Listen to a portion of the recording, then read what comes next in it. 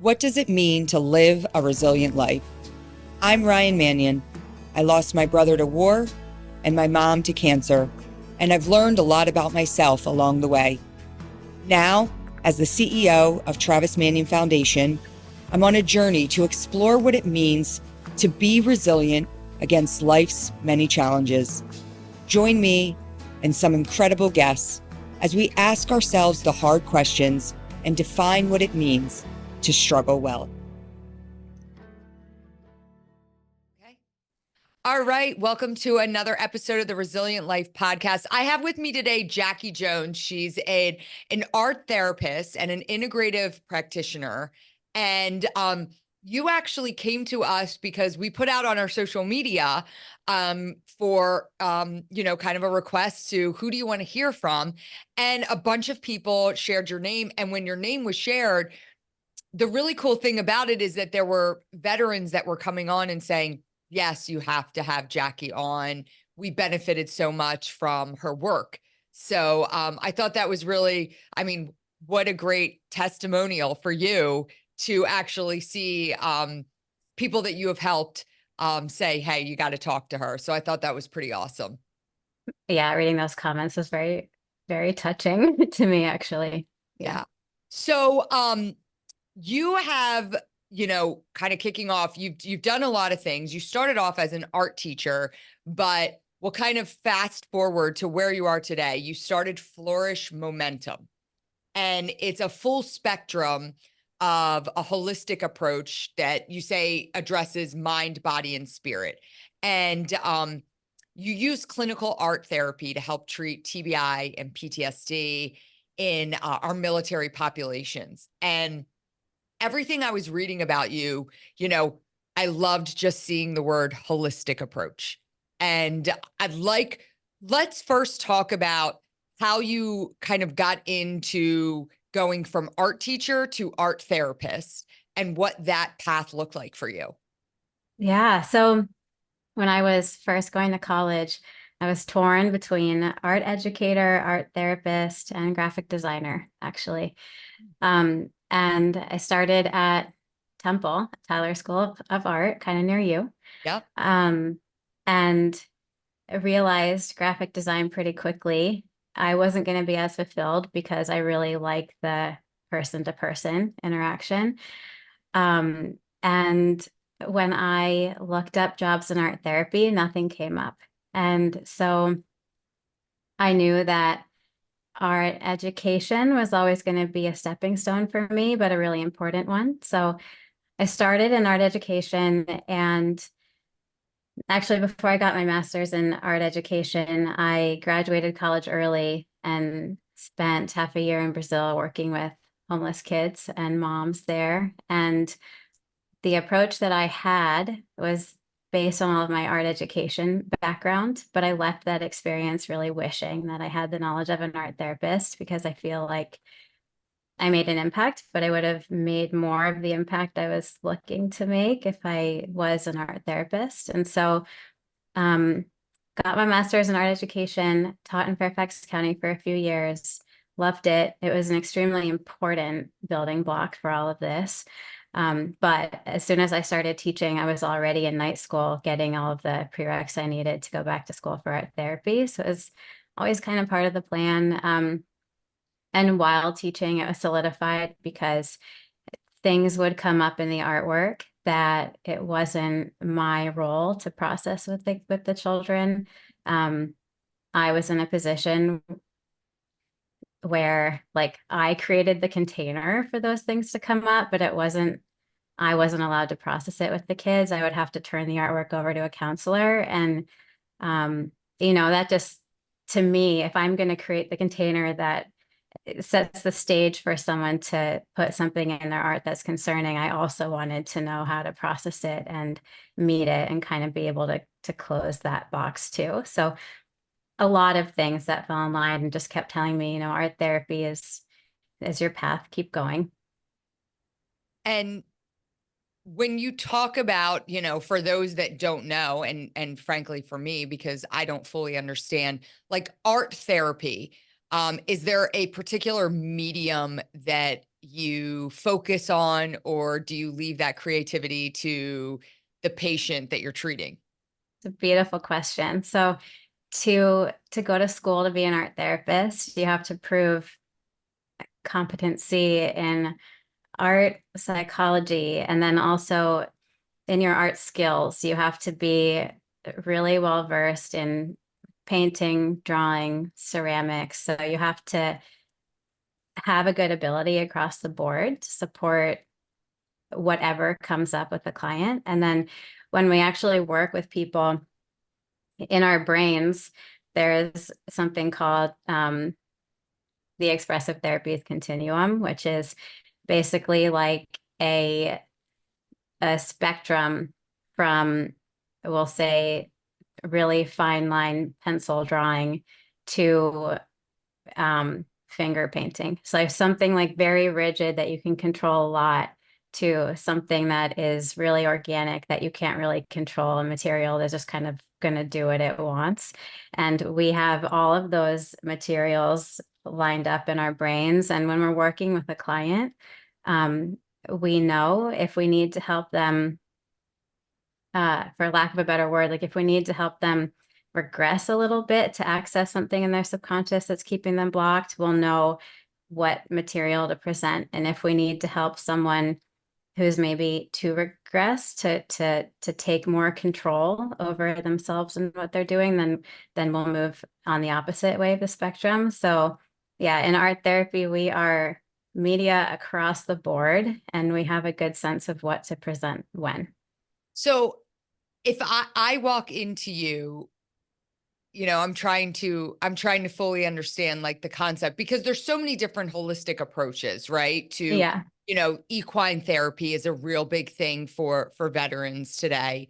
And you see a lot of that. The art therapy, you see it through music.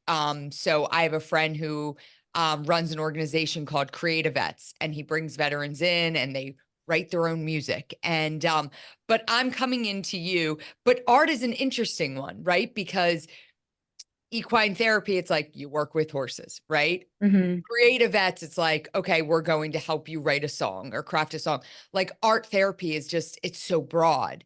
And so, like, I wonder, I come into you, and how do you assess where, like, is it through actual traditional therapy where then you begin to say, okay, this is what I'm going to suggest for the art portion of it? Like, how does it all work? Yeah. So basically, our education parallels that of being a counselor.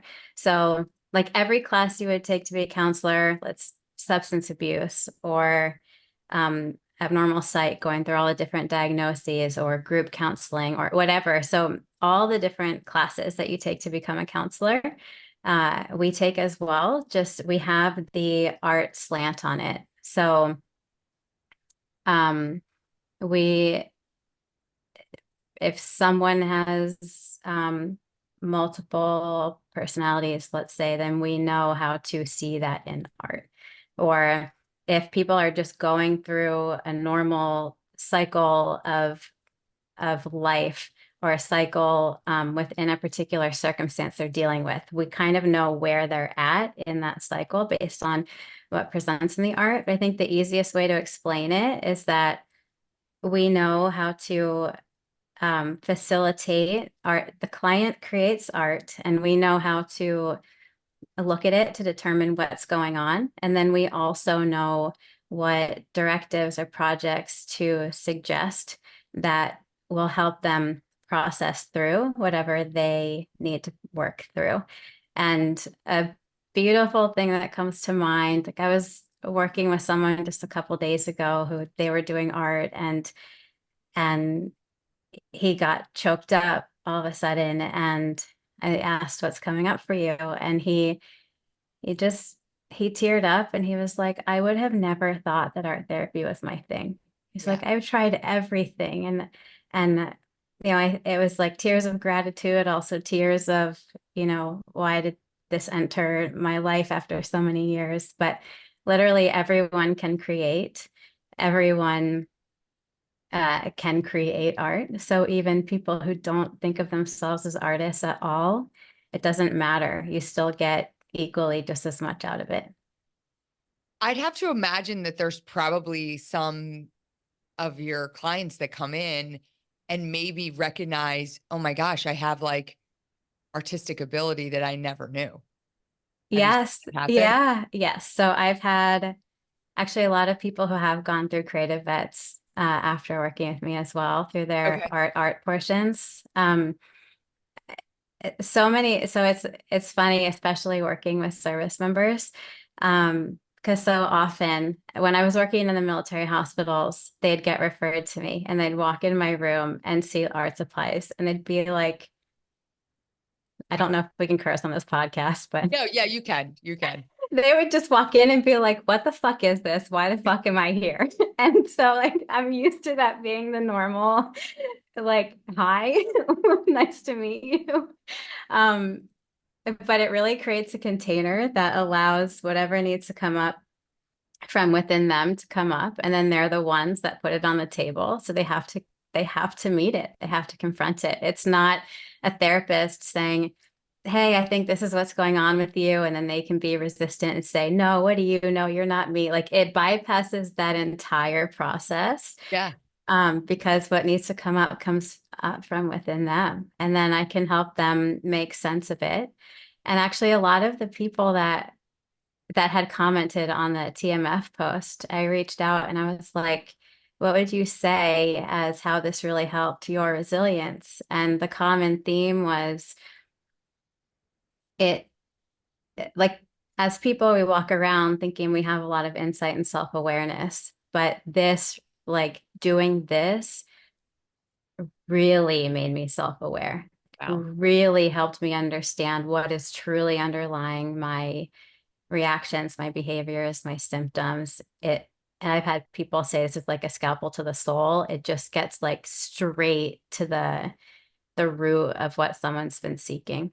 Yeah. Well, and you actually said, um, it's like this idea of how you move service members, like you said, to why the fuck am I here to I can't get enough of this hippie shit. Right. Yeah.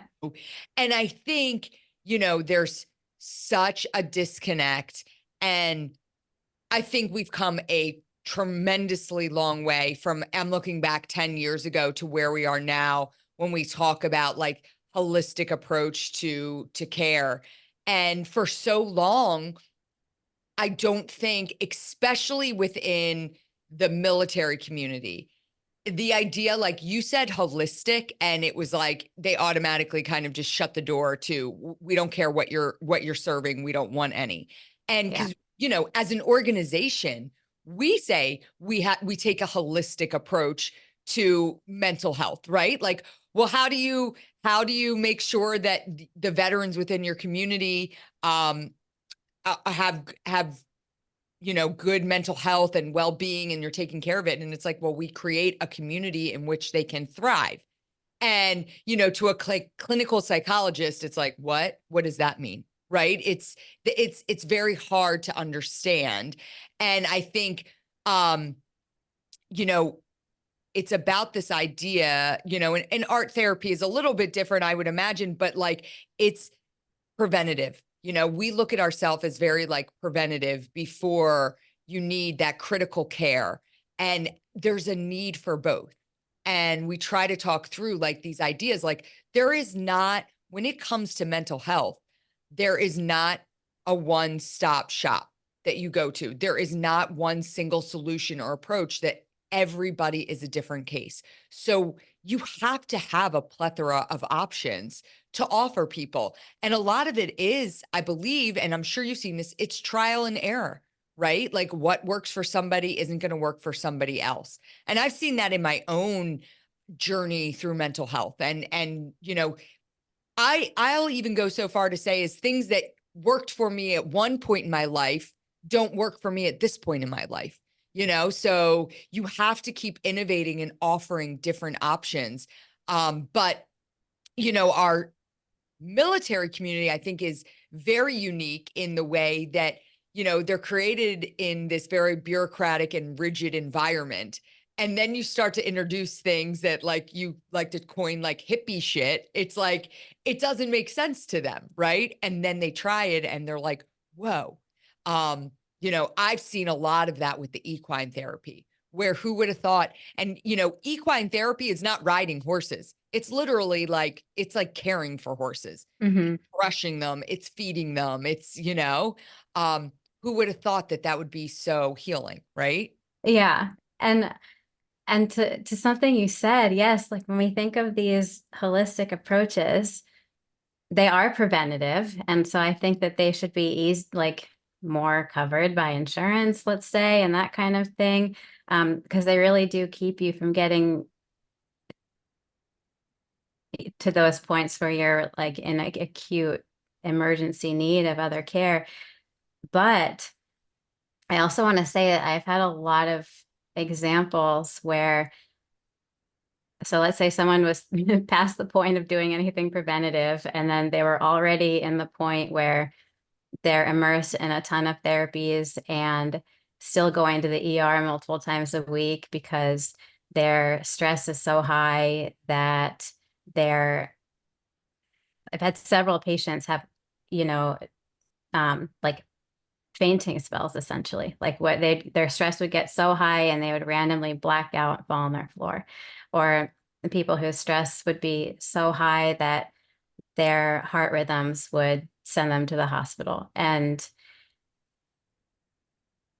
it was actually doing art therapy or doing these yoga and Ayurveda practices that I use with clients that help them balance out and stop going to the ER for those things.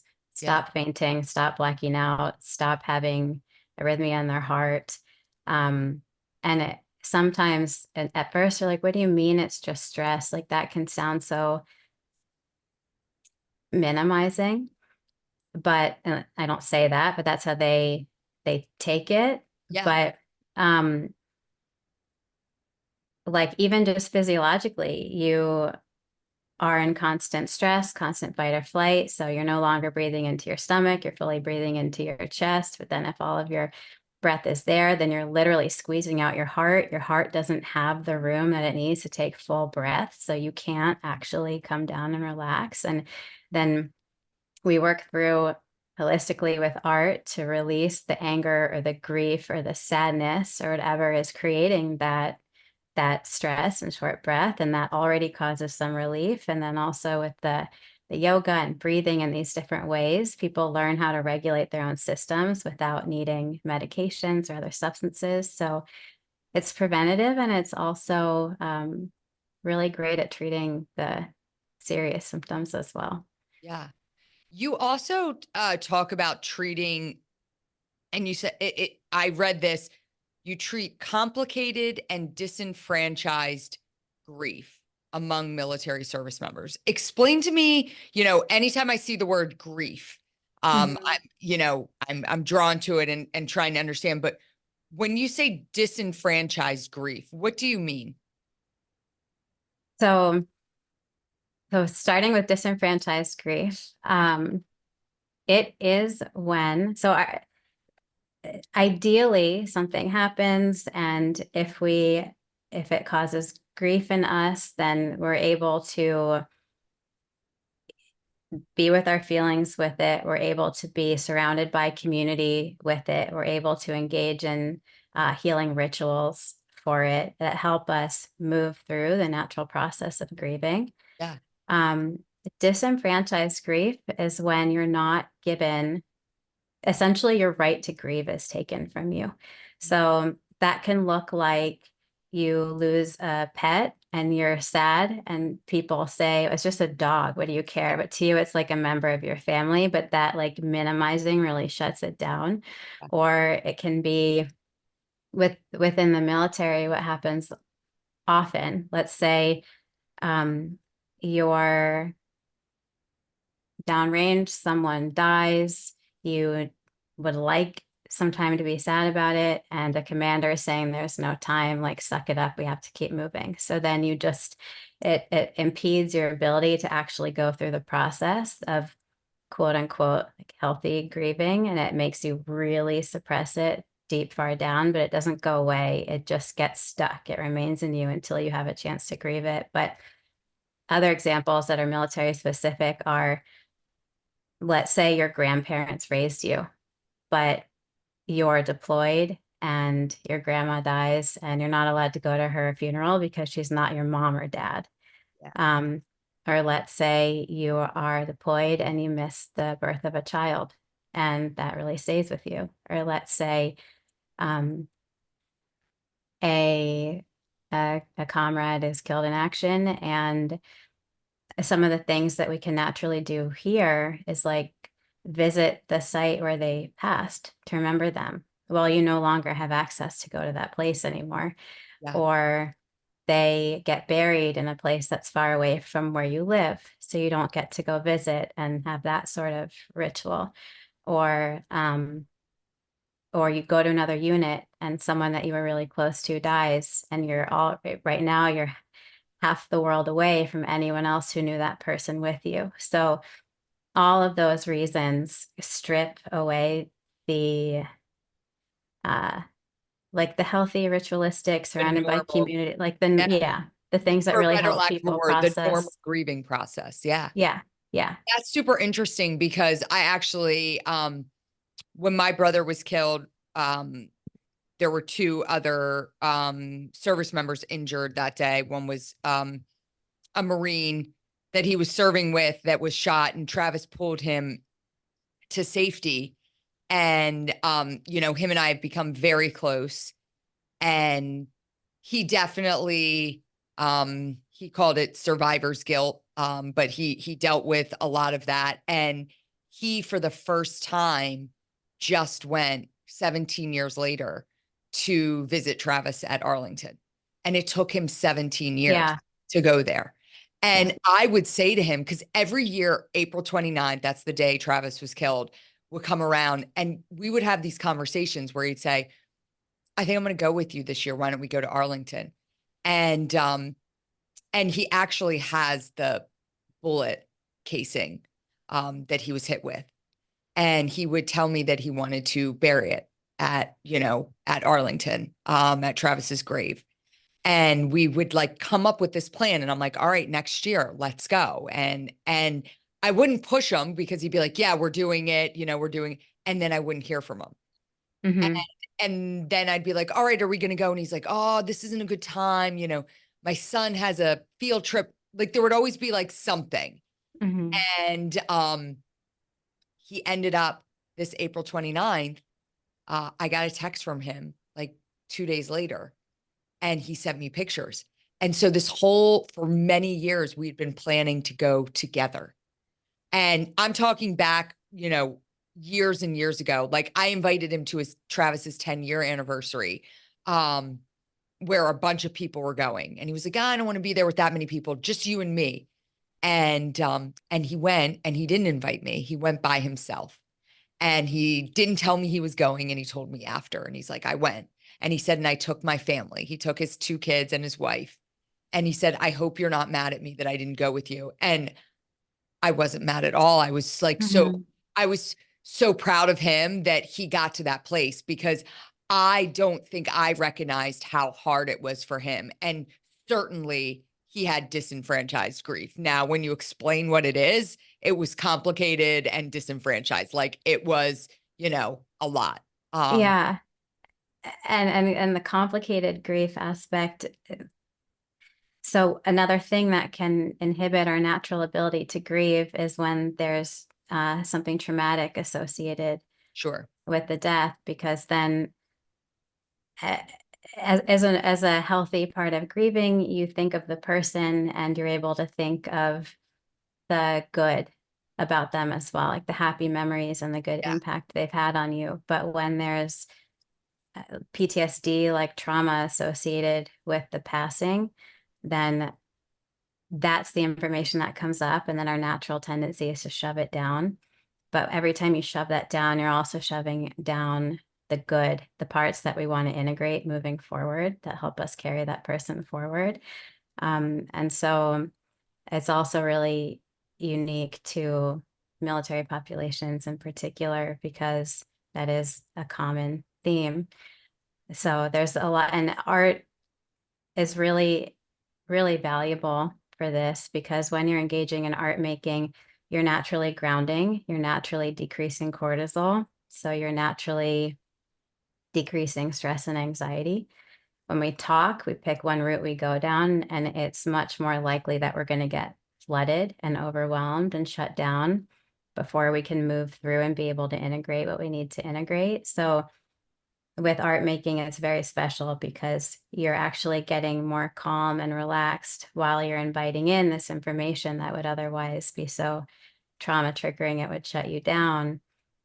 And so people are able to work through that. Plus, in a visual plane, you can show the positives and the negatives at once. And so everything can come up. And then once the negatives come up and are seen and met, they kind of, they dissipate, and the positives are there to remain. And so it helps people work through that disenfranchised grief and that complicated grief, um, you know, much quicker than just waiting for time to pass and for it to pass.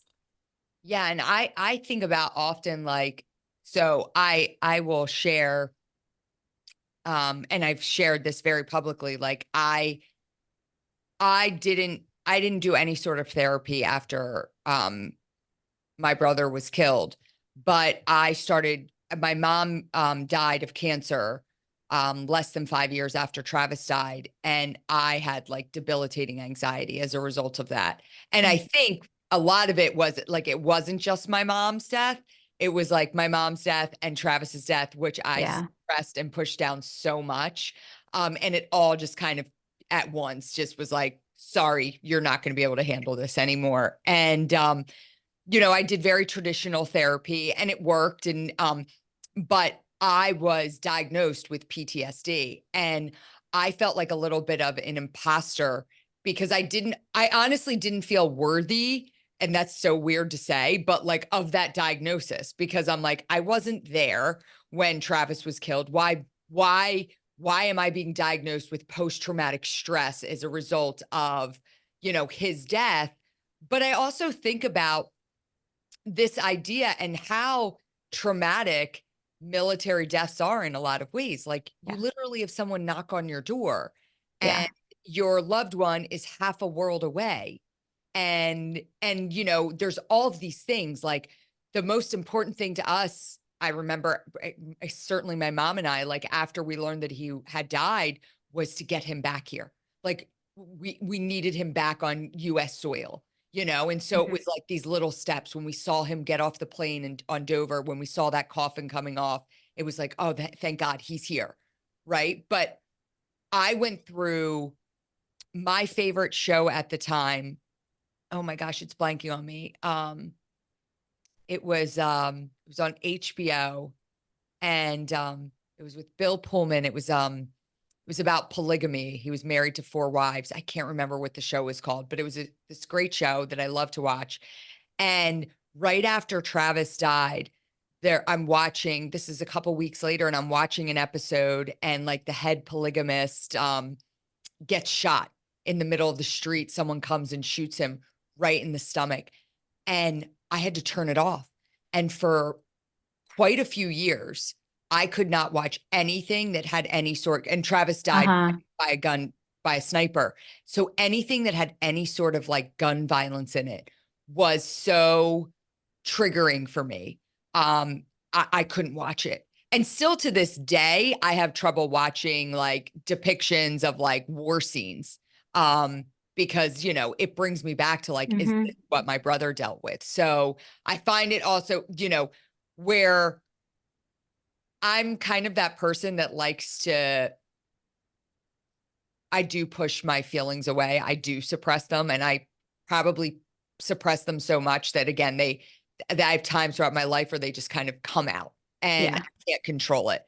Um, but I'm also always very sensitive to like, I shouldn't be feeling this way. I've got to just deal with it. I don't allow myself to like be accepting that I've dealt with some shit, for better lack of a word. Yeah. And eh, I'm I'm glad that I it's talk about complicated grief and disenfranchised grief, because I've gotten to work, because the process you just described is normal. I feel like that's what we do. Um, but I've gotten to work since going private, and now I work with veterans and I also work with civilians. Um, some civilians have found me whose parents have just died of cancer, or have dealt with another really sudden, out of nowhere death, and they start working with me right away so that it doesn't become complicated, or so it doesn't become disenfranchised. And it's it's lovely to meet them where they are in the moment. And because there's also so much guilt around, I don't want to put my grief about this on the people in my home. Like, I don't want to show my kids how sad I am. I don't want to just talk my husband's ear off about this stuff. So it's also really nice to have a place to work through all that in the immediate aftermath. Yeah, definitely. What do you find um different about working with the military community versus the civilian community? Like if you could highlight one thing, um, what would it be? That's a really interesting question. So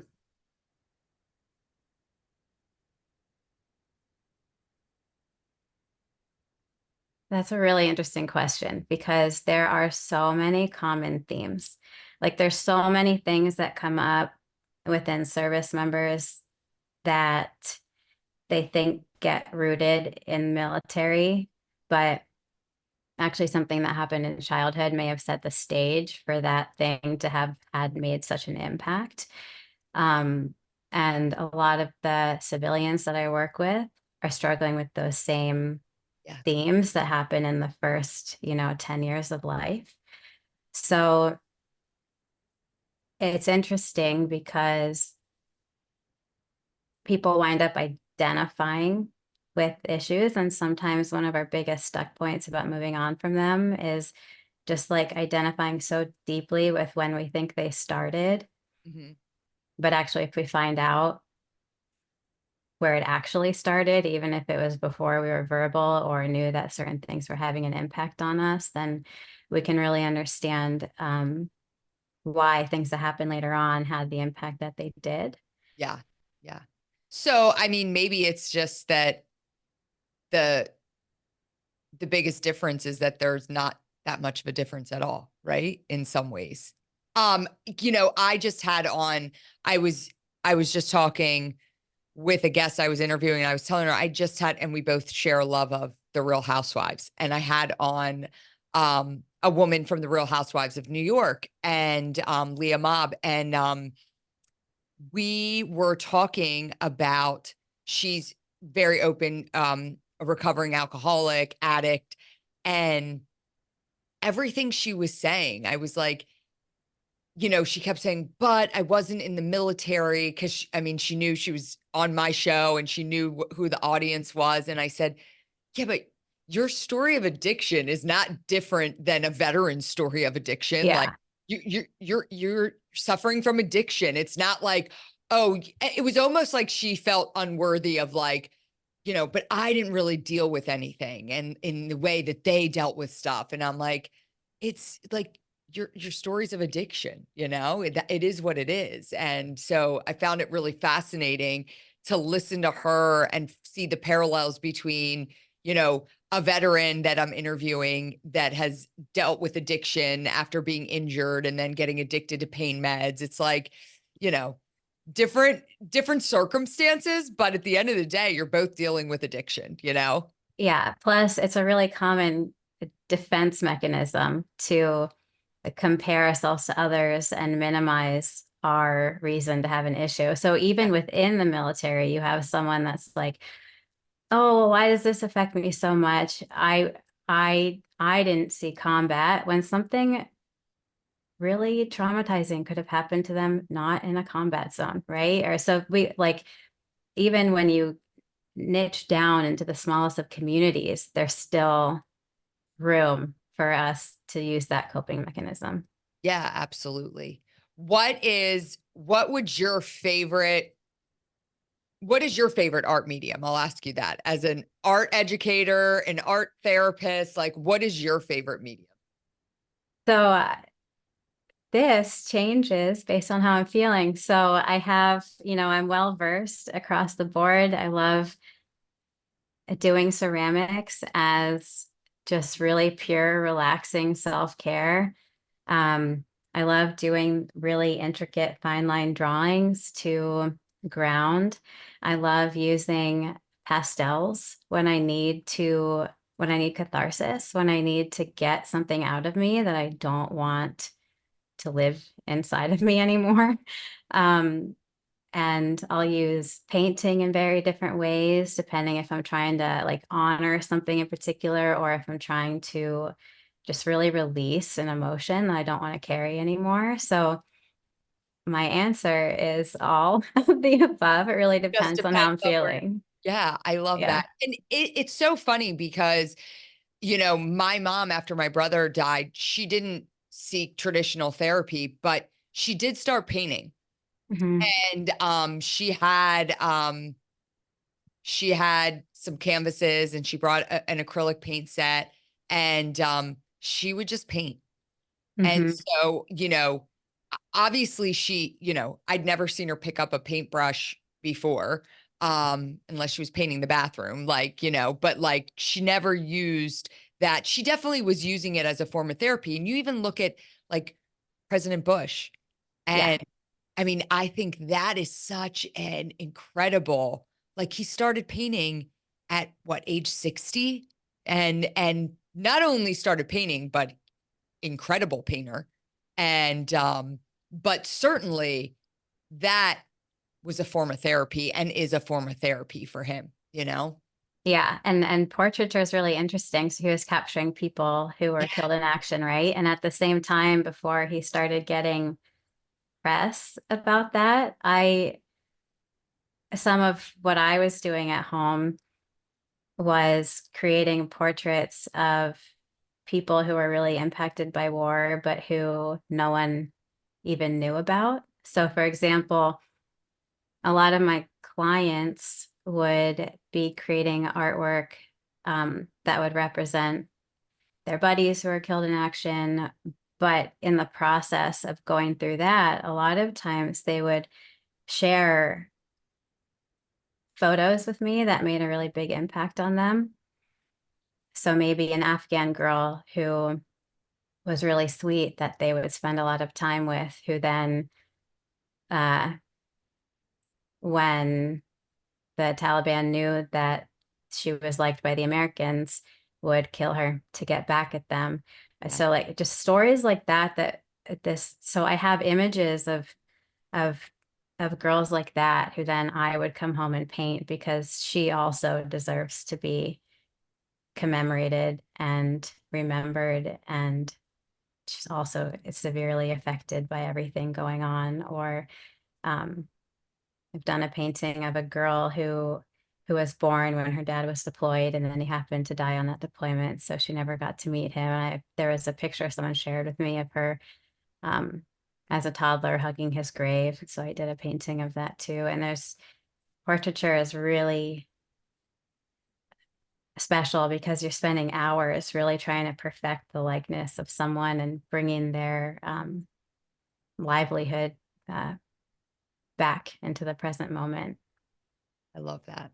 What was your mom doing when she was painting? She would paint a lot of like nature scenes, but she painted and I look at it now, look back, like a lot of poppies. And poppies are like the official flower in the UK that represent war dead.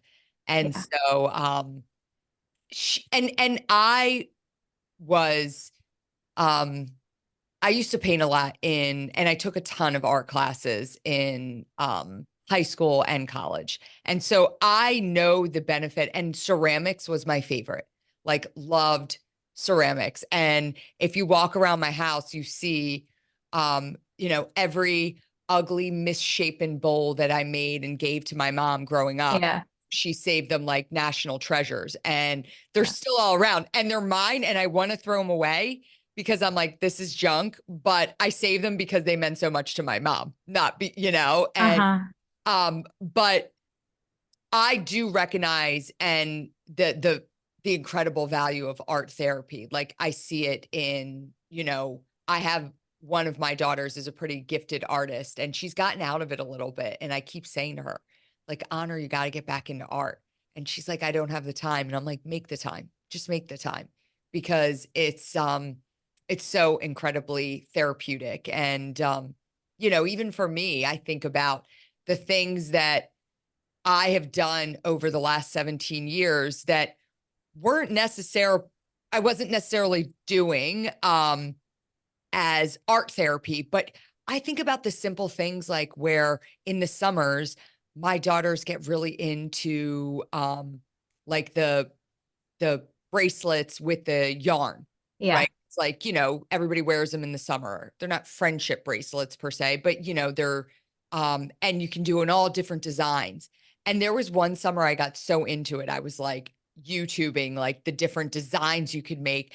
And I could sit there for hours and just make these bracelets. And there's something so calming about, and I think for me as someone who has dealt with anxiety, something that brings me focus um, helps a lot with anxiety. So if I know that I have to focus, like if I'm feeling anxiety, and I start playing like solitaire, right? And if I like start playing solitaire on my phone, it's something that I have to focus on. So it kind of, maybe that's me suppressing things, but I don't know. It blocks like the anxiety because I am focused on something else than my fight or flight feelings that I'm feeling. I'm Yeah. forced to focus on something else. Yeah. And to circle back on a couple of those things, like the art that your mom was making. So we have the metaphor and the symbolism of the poppies. And then also throughout my life, I've also done a lot of like I love to travel and visit new places in nature, and I'll photograph nature and then I'll paint it. And it's really meditative to capture nature in its different moments. And nature has so many metaphors for us about how things, shift and change, and decay turns into rebirth. And there's just so many beautiful metaphors that come from when we meditate with it, and painting's the way to do that. And it's also really another beautiful metaphor that comes from the process of art making is it's very creative and constructive. So when you feel like you've been in a place where you cause destruction, it can be incredibly transformative to then do art where you're actively creating. Or if someone was taken from you and you were out of control of something, art is a really beautiful way to be empowered and take control back over um, your life and the situation. And it's so important, like you were telling your daughter, to make time for it. So it's preventative in so many ways. Like a lot of my clients feel like, how are you so like calm and patient and grounded? And do you ever have like, is this your constant? But then they look through my sketchbook, and my sketchbook is like a page that evokes like calm and relaxation, and then a page that is like really getting out something traumatic. And so it's just, I can sit with the entire spectrum of emotions. I'm not afraid of one over another, but it just constantly lets you flush out what's going on so that you're available with like a fresh baseline no matter what happens. And so on one end, it's preventative like that.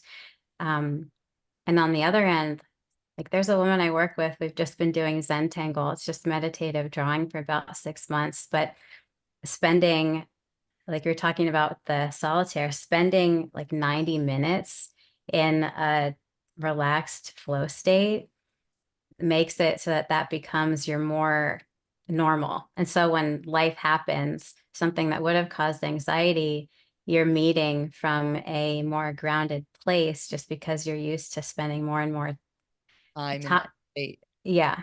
Yeah. Yeah. So I always wondered this, and I've never actually asked uh, a therapist that I've been seeing, but I always wonder, like, do you, as as a therapist, do you go to therapy? So the reason that my toolbox has become what it is because I needed to build that for myself over time. So just like you said, things that worked for you in the past don't work for you anymore. Um, and my baseline since I was could do anything has been art. So I've been doing art therapy on myself essentially my whole life. That's why I knew it was a thing and got into it. Um, but even with how great art therapy is, then you become a clinical art therapist working for the military. You're treating extreme trauma 9 hours a day. And from there, one of my best ways of dealing with it was endurance sports. So I was doing marathoning, triathlon, that kind of thing. But there's not enough hours in the day to like, you know, process other people's trauma for 9 hours and then there's not 9 more hours to go for a Yeah. bike ride and then there's not like 9 more hours to totally replenish yourself, so you have to really learn how to really efficiently replenish and not absorb. And so the things that have worked for me, the art therapy was really great at processing emotions, gaining insight and self-awareness, um, catharsis, so I wouldn't hold on to things that weren't mine, and catharsis, so I'd let go of things that were mine that I didn't want to live inside of me. Um, but then yoga became really huge in helping release anything that was stuck somatically. That doesn't matter how much awareness you have. Sometimes there's emotions or experiences that are just stuck in your subconscious, stuck in your body, that you need these somatic practices to help release. And then I moved into adding all the energy work on top of that because sometimes you have all the insight and self-awareness and you've done all the yoga, but there's still an energetic grip on you for whatever reason. And it can be traced to so many different things. But with the energy work, we can release that as well. Um, and then I do feng shui as well to help work with the environment. And as I love incorporating it into therapy. And when like I was just doing a report for someone and thinking like, if your therapist is not doing feng shui with you, they're missing so much because people are surrounded by things in their home that we just get used to having around us that we don't realize how much influences like what emotions we get stuck in or what aspects of the past we get stuck in that we might like spin our wheels trying to work through for so long. So I use feng shui as well to work with the environment.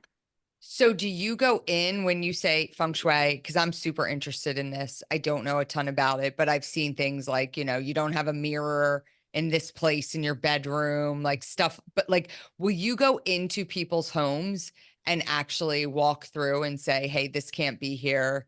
This has to be over. Like, do you do that? Or when you say you use feng shui, how do you do that?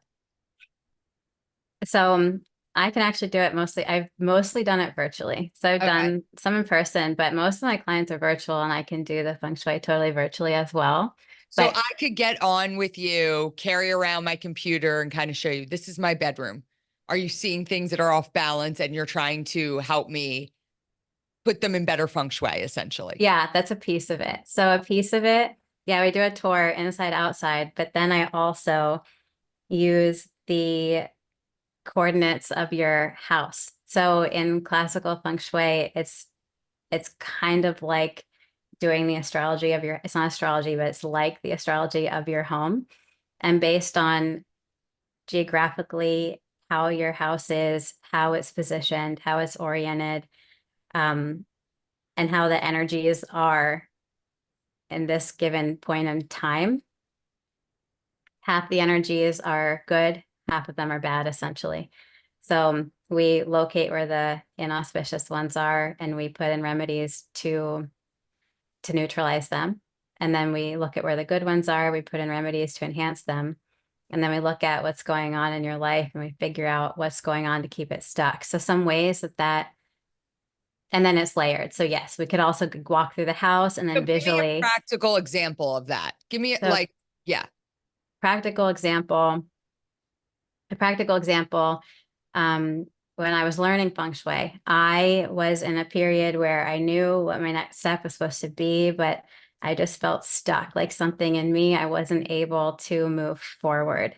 And did feng shui on the place where I was living. And actually, because of the layout of the home, the area of the home that was most connected to supporting me as an individual was half missing.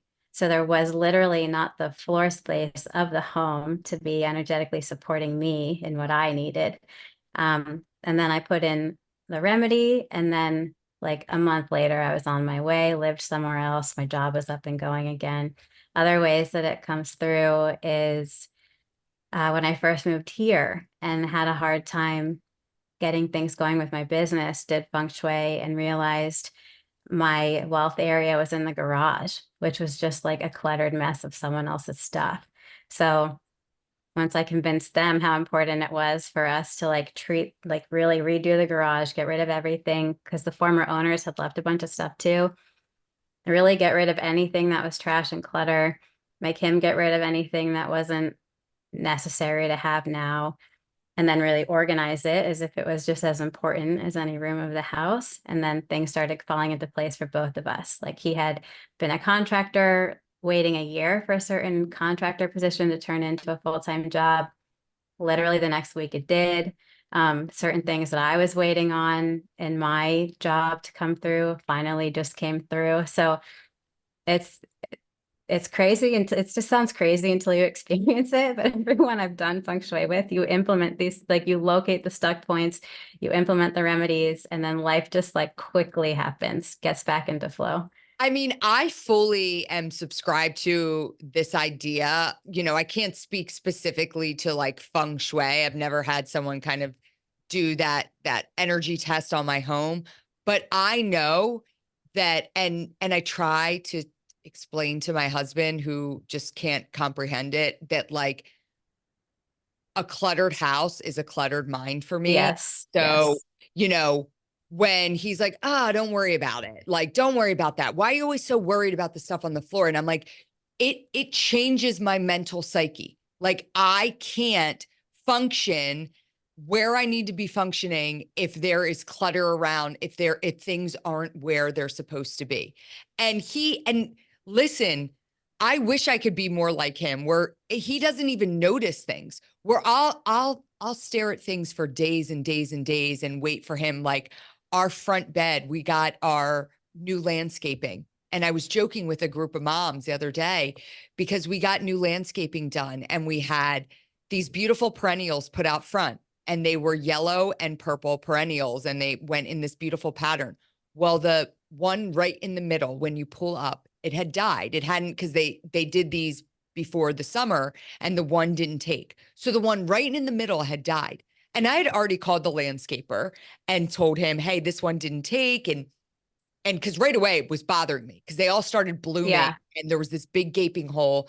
And I told the landscaper and he's like, yep, I know which one, it's whatever the flower was, and I'm gonna get that in, I'll grab one.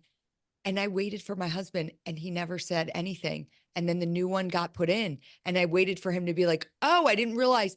And he still, to this day, has no clue that that plant was ever gone and ever got replanted. And I'm like, how do you not notice that? Because I pull up and it's the first thing I see and I Yeah. can see it. And so it's just, it's wild to me how like how different people can interpret things. And but like I know for me, it things like that take a huge mental toll on me for sure. Yeah. It affects our psyche, it affects our energy. Energy wise, there's energy moving in different areas of the home to support different aspects of our lives. And when there's a lot of clutter, the energy literally can't move. So Yeah. that will create stagnancy. And then, um, like with my husband, when I first moved in here, it didn't bother him at all that like this faucet was kind of leaky and like this appliance was kind of broken. But he was struggling with, he had some commissions. Like he was working on some art projects for some people and they were just backing out. He had like three, be like, never mind, I don't want it. And then I was like, do this, this, and this. He fixed one thing. The very next day, the commission came back through. He fixed the other thing the very next day. Someone paid him like $100 extra for something he sold them for absolutely no reason. They were just like, I feel like paying you more money. And so like that, the things that he like quote unquote didn't care about, when I actually point them out and get him to resolve them, like the funny thing is he's the one that feels the effects faster than me even. I think the feng shui is like trying to prove to him it works. Yeah. Yeah. Like, listen, hear us. Oh my gosh. Well, I'm going to tell my husband that. I'm going to be like, fix we've got a lot of leaky sinks around here. Like, fix the faucet and maybe some good things will happen professionally. Who knows? Yeah, it's draining finances. Yeah, Yeah. you want to fix those Oh my faucets. gosh. I love that. Yes. I love that.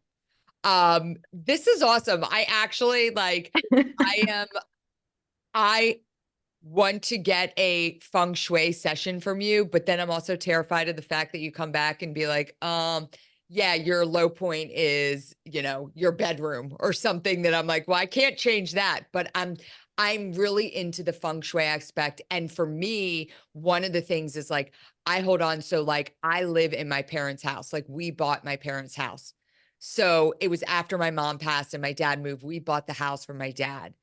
And with that came my dad taking what he wanted and Uh-huh. leaving the rest to us, but not letting us get rid of anything. Right. Uh-huh. So like I've got um bins and bins of old Marine Corps uniforms and like just stuff that like if he wants to come around at where's my high school yearbook? Guess what? It's in my house. Like I have Uh-huh. everything.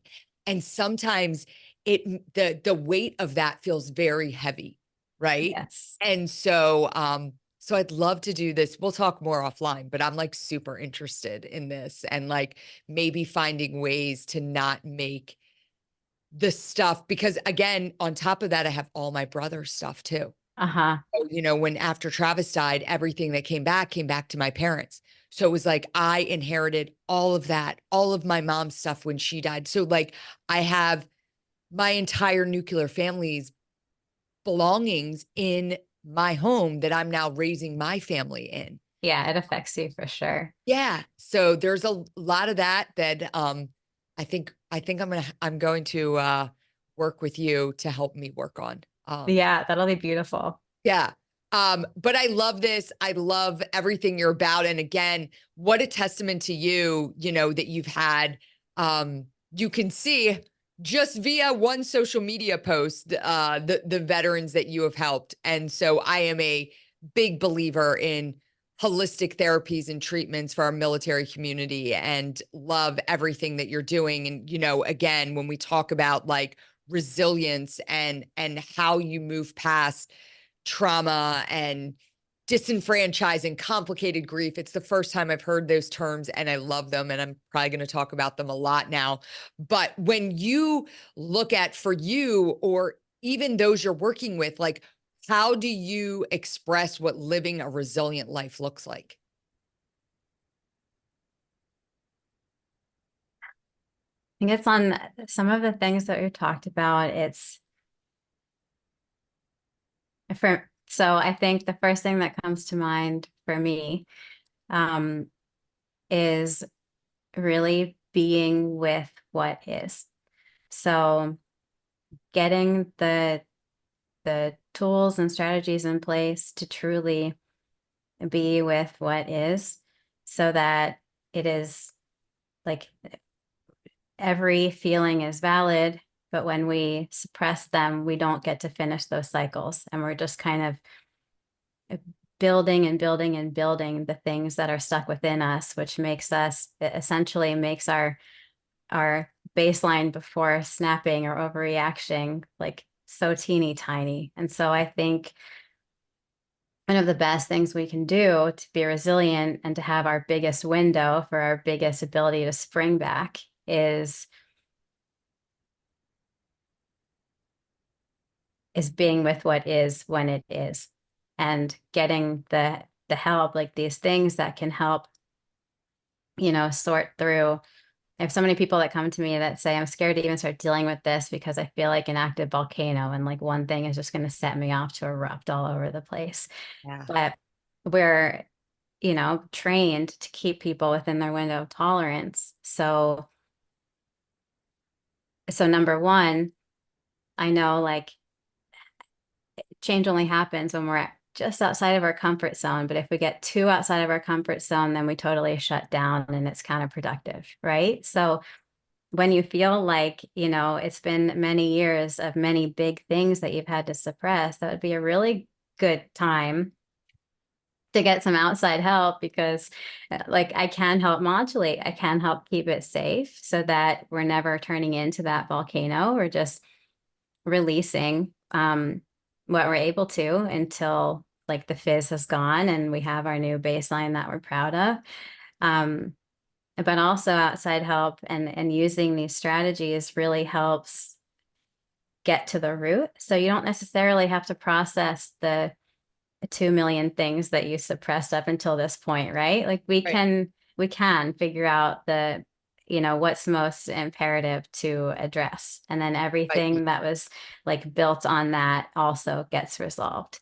So it's very doable. It's very doable. And then once you reach your new ideal baseline, then it's just a matter of being with what is when it is so that it doesn't get trapped.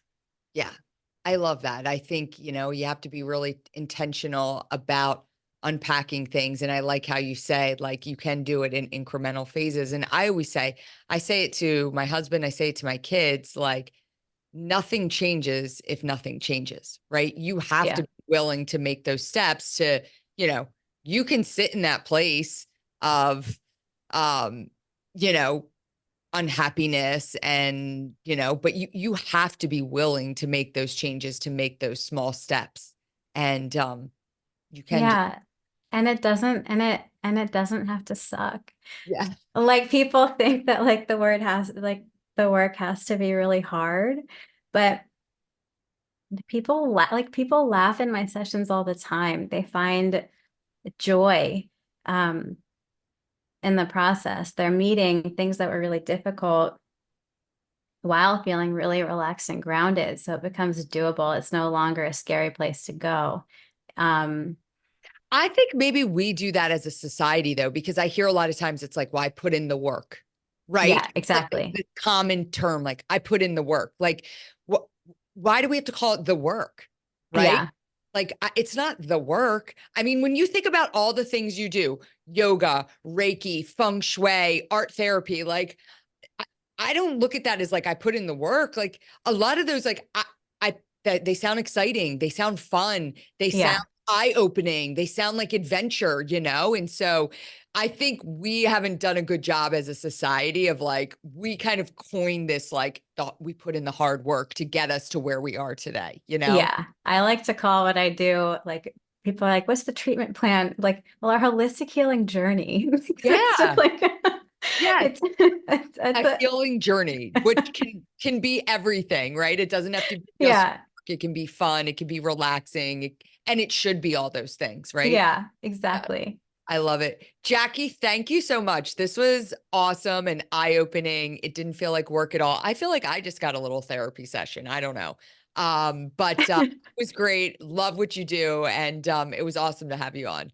Can I tell you something first before we Sure. go? Yeah. So I actually want to thank you. So TMF has helped me in a few times in my life, and I got divorced in 2015, and at that time was doing a lot of extra work with other veteran service organizations. Um, One, I had made a pact with myself to put myself in new environments and new social circles once or twice a week to like really push myself to rebuild my own network. but I was working at Fort Belvoir Community Hospital, and then I was doing work on the side with the Armed Services Arts Partnership. And with them, I volunteered at the Heroes Run in Alexandria 2015, directed traffic and ran. Um, but I always think of TMF as being one of the things that helped me through divorce, really, and rebuilding my community. And then when I moved, um, I left my job working for the military hospital at Eglin. My mom was diagnosed with cancer at the beginning of the pandemic. So I lived in Hunterdon County, kind of near you, for a year, taking care of her. And before I moved here to Chicago, I, I didn't want my mom to feel bad when she got her diagnosis. And my first internship in art therapy was actually working in the pediatric oncology department of Georgetown Hospital. So I knew the language. And when my mom was starting to tell me what the tests were showing and what her doctors were saying, the information wasn't fully landing with her because she didn't have the background, but I was understanding a lot more of what it meant. So I knew that she was going to need a caregiver while she was going through the treatment she was going to have to go through. And I was like, don't worry about it. She knew I had to leave a really good job to come take care of her. I was like, I've wanted to start my own business. I will. But when I was transitioning and moving here, where I had no network, no barely any friends, no family or anything, my husband, who was my boyfriend at the time and living here, who's also a recon Marine, actually. It's another Love parallel. it. There you go. Um, he was going to a gym run by another recon Marine and met Amy and her husband. So I got connected with her. And when I moved here, the first thing that I associate with, like, when my doors officially opened with my own private business, was I was a vendor at the Heroes Run here in Chicago in 2021. And that led to some of my first work. So from there, I got to do some care for the caregiver classes with oncology nurses at Rush. Um, and so I wanted to thank you as well, because you didn't know me before, but actually TMF has been really helpful in me connecting with community, but also working through my own divorce and my own life transitions and actually jump starting my business here. So it's Oh had my a big gosh. impact. I love that. Thank you so much for sharing that story. And I mean, again, that story is exactly what we want TMF to be, right? When I say, like, it's about community. So you go from Alexandria to Chicago, and the hope is that, like, you're going to find our people there. And uh, I love that. And just it's awesome. And gosh, Yeah, really warms my heart. Thank you so much for sharing that. good. You're welcome. You're welcome.